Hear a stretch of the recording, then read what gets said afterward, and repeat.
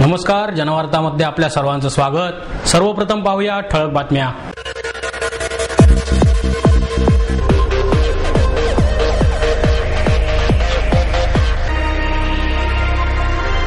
शहरात 100 कोटींचे 2 स्कायवॉक करण्याचा पुणे महापालिका प्रशासनाचा प्रस्ताव स्थायी समितीने केला मंजूर। दलितांचा सर्वांगीण विकास न होण्यास राज्य शासनच जबाबदार, पाणी पुरवठा मंत्री लक्ष्मणराव ढोबळे यांची कबुली। नाटककार विजय तेंडुलकर यांच्या स्मृती दिनानिमित्त आयोजित केलेल्या ज्येष्ठ व्यंगचित्रकार मंगेश तेंडुलकर यांच्या व्यंगचित्र प्रदर्शनाचे ज्येष्ठ अभिनेते अमोल पालेकर यांच्या हस्ते उद्घाटन। अक्कलकोटचे श्री स्वामी समर्थ महाराज यांच्या पावन पादुकांचे श्री अनिल आणि श्री शैलेश सोनवणे यांच्या निवासस्थानी पूजन। राज्यातील शेतीचे सरासरी उत्पन्न वाढवण्यासाठी सिंचन क्षेत्र वाढवून शेतीपूरक व्यवसायावर भर देण्याची गरज आहे, शेतीचे अभ्यासक नानासाहेब पाटील यांचं प्रतिपादन। शहरात 100 कोटींचे 2 स्कायवॉक बनवण्याचा पुणे महापालिका प्रशासनाचा प्रस्ताव स्थायी समितीने मंजूर केला। बांधा वापरा हस्तांतरित करा या तत्वावर शहरातील 2 रस्त्यांवर स्कायवॉक करण्याचा पुणे महापालिका प्रशासनाचा प्रस्ताव स्थायी समितीने मंजूर केला। बीओटीच्या बदल्यात तब्बल 38 वर्षे फुकट जाहिराती लावण्याची मुभा संबंधित बांधकाम व्यावसायिकाला देणार असून त्या जाहिरातीतून मिळणारी रक्कम त्या व्यावसायिकालाच जाणार आहे। मंडईतील हुतात्मा चौक ते स्वारगेट आणि शिवाजीनगर ते पुणे महापालिका असा हा स्कायवॉक करण्यात येणार असून पुणे शहरातील एवढ्या मोठ्या लांबीचा हा पहिलाच स्कायवॉक असेल। पाटील कन्स्ट्रक्शन आणि इन्फ्रास्ट्रक्चर यांना हे काम देण्यात येणार असून या बदल्यात त्यांना स्कायवॉकवरील जाहिराती विनामोबदला लावू देण्याबाबतचा करार करण्यात येईल, अशी माहिती स्थायी समिती अध्यक्ष गणेश बिडकर यांनी दिली।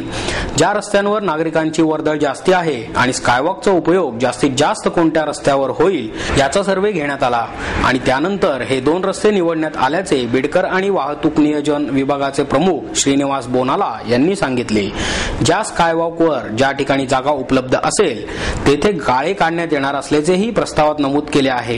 गाळे भाड्यापोटी मिळणारा मोबदलाही या संबंधित बांधकाम व्यावसायिकाला जाणार आहे। सध्याच्या फुटपाथच्या बरोबरीने 12 मीटर उंच आणि 9 मीटर रुंद हे स्कायवॉक बांधण्यात येणार असून विजेचा खर्च, यासाठी लागणारा सल्लागारांचा खर्च, इतर परवानग्या, त्याची देखभाल, दुरुस्ती, सुरक्षा रक्षकांची नियुक्ती संबंधितांनीच करायचे आहे, असे बिडकर यांनी सांगितले।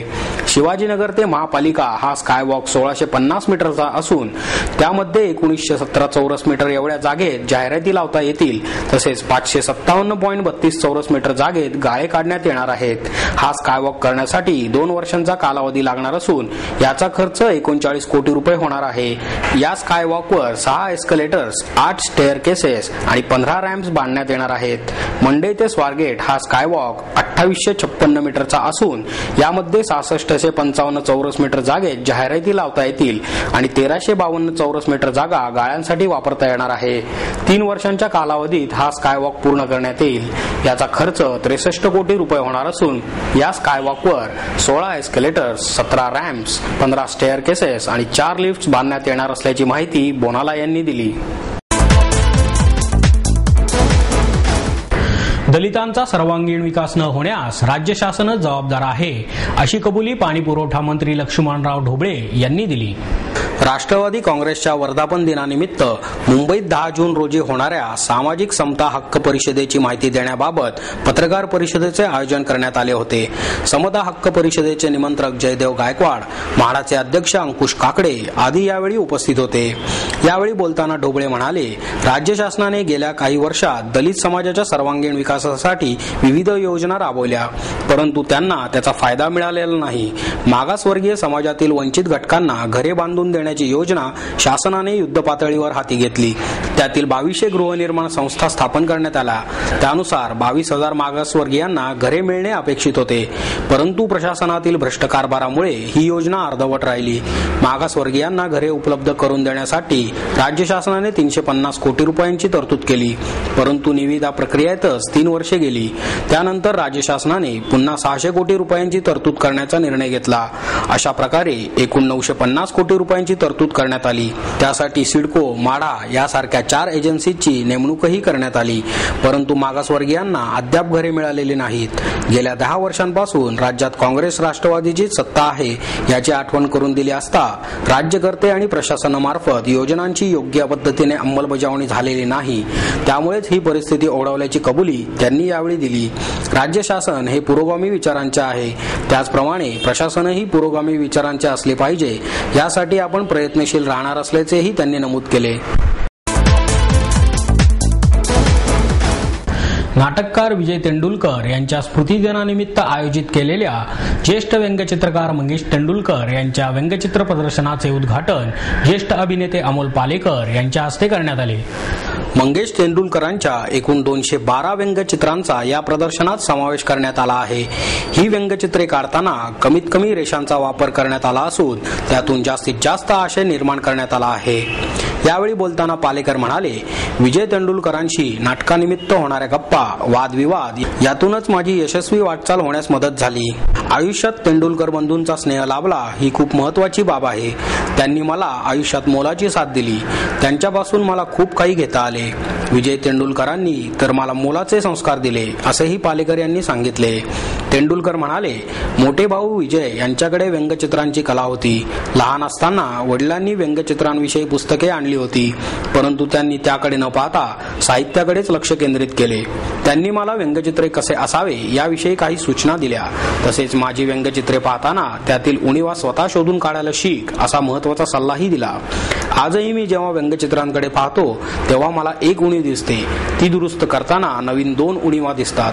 असाच माझा प्रवास उणीवा शोधून त्या दुरुस्त करत आजपर्यंत झालेला आहे. बंधू विजयमुळेच मी या क्षेत्रात इथपर्यंतचा यशस्वी प्रवास केला, असेही तेंडुलकर यांनी सांगितले. अक्कलकोटचे श्री स्वामी समर्थ महाराज यांच्या पावन पादुकांचे श्री अनिल आणि श्री शैलेश सोनवणे यांच्या निवासस्थानी पूजन करण्यात आले. अक्कलकोटचे श्री स्वामी समर्थ महाराज यांच्या या पावन पादुका दरवर्षी देशभरातील त्यांच्या भक्तांकडे पूजनासाठी आणल्या जातात. यावेळी सदाशिव पेठेतील श्री अनिल सोनवणे आणि श्री शैलेश सोनवणे यांच्या निवासस्थानी या पादुकांचे आगमन झाले. स्वामी समर्थांच्या पादुकांचे येथे मोठ्या भक्तिभावाने पूजन करण्यात आले.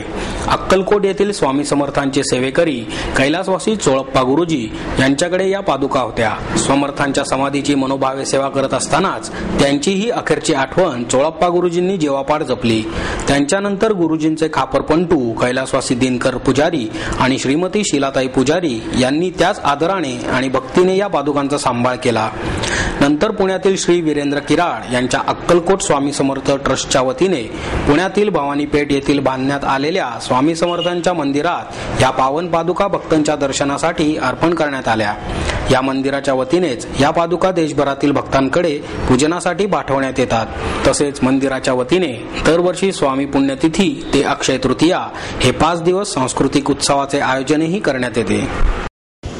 अक्कलकोट स्वामी समर्थ महाराजांचे पादुका येथे चोळप्पा गुरुजी ज्यांच्याकडे महाराजांची समाधी आहे त्यांचे खापरपंतू श्री दिनकर पुजारी कैलासवासी दिनकर पुजारी व त्यांच्या सौ कैलास काकू त्यांनी जतन केलेल्या पादुका हे आपल्या भवानी पेठ अक्कलकोट स्वामी समर्थ ट्रस्ट अध्यक्ष वीरेंद्र किराड यांना त्यांनी त्यांच्या मंदिरामध्ये ठेवण्याकरिता दिले व तिथून आपण त्यांच्या निर्देशाप्रमाणे पुण्यातच नाही तर पुण्याच्या बाहेर विशाखापट्टणम येथे ह्या पादुका जात असतात. आपल्याकडे हेच मोठेपण आहे की महाराजांच्या पादुका आपल्या मठात त्यांनी आपल्याला सेवेची संधी दिली. आपल्याकडं स्वामी अक्कलकोट स्वामी महाराजांचा मोठा उत्सवही भरतो. अक्षय तृतीया ते स्वामी पुण्यतिथी ते अक्षय तृतीया 5 दिवस आपण संगीत महोत्सव भरतो. आमचे चुलते वीरेंद्रजी किराड त्यांच्या निर्देशानुसार मठात वर्षभर कार्यक्रम चालतात व मंदिरामध्ये पादुका लोकांना दर्शनाकरता 12 महिने तिथे असतात. राज्यातील शेतीचे सरासरी उत्पन्न वाढवण्यासाठी सिंचन क्षेत्र वाढवून शेतीपूरक व्यवसायावर भर देण्याची गरज आहे, असे प्रतिपादन शेती अभ्यासक नानासाहेब पाटील यांनी केले. वसंत व्याख्यानमालेच्या निमित्ताने आयोजित महाराष्ट्रातील शेती आणि तिचे भवितव्य या विषयावर पाटील यांच्या व्याख्यानाचे आयोजन करण्यात आले। यावेळी ते म्हणाले, गेल्या काही वर्षांपासून राज्यातील शेतीच्या उत्पन्नात सतत घट होत असून पश्चिम महाराष्ट्रातील 6 जिल्ह्यातच उत्पन्न वाढत आहे। त्यामुळे राज्यातील शेतीचे सरासरी उत्पन्न वाढवण्यासाठी सिंचन क्षेत्र वाढवून शेतीपूरक व्यवसायावर भर देण्याची गरज आहे। आपली जमीन दुसऱ्याला कशाला दिल्यास कुळ कायद्याने ही जमीन आपल्या हातातून जाईल या भीतीने राज्यात बरीचशी जमीन पडीक आहे। त्यामुळे या जमिनीची सुपीकता घटत असून ते शेतीच्या विकासासाठी घातक ठरणार आहे। त्यासाठी शासनाने कुळ कायदा रद्द केल्यास अशी जमीनही उत्पादनामुळे सुपीक होईल। भौगोलिक परिस्थितीच्या फरकामुळे पश्चिम महाराष्ट्रासारखी धरणे राज्यात दुसरीकडे निर्माण करता येणार नाहीत। शेती विकासासाठी शेततळी आणि तलावांची निर्मिती करावी लागणार आहे। अजूनही 58% नागरिक शेतीवर अवलंबून आहेत। राज्यातील 70% अन्नधान्य मराठवाडा आणि विदर्भात पिकत असल्यामुळे तेथील सिंचनावर भर देण्याची गरज आहे। शेतमालाला बाजारपेठ मिळवण्यासाठी बंदराचा विकास करावा असेही त्यांनी यावेळी नमूद केले। सभेचे कार्यवाह वसंत गाडगीळ यांनी सूत्रसंचालन केले तर वसंत पिंगळे यांनी आभार मानले।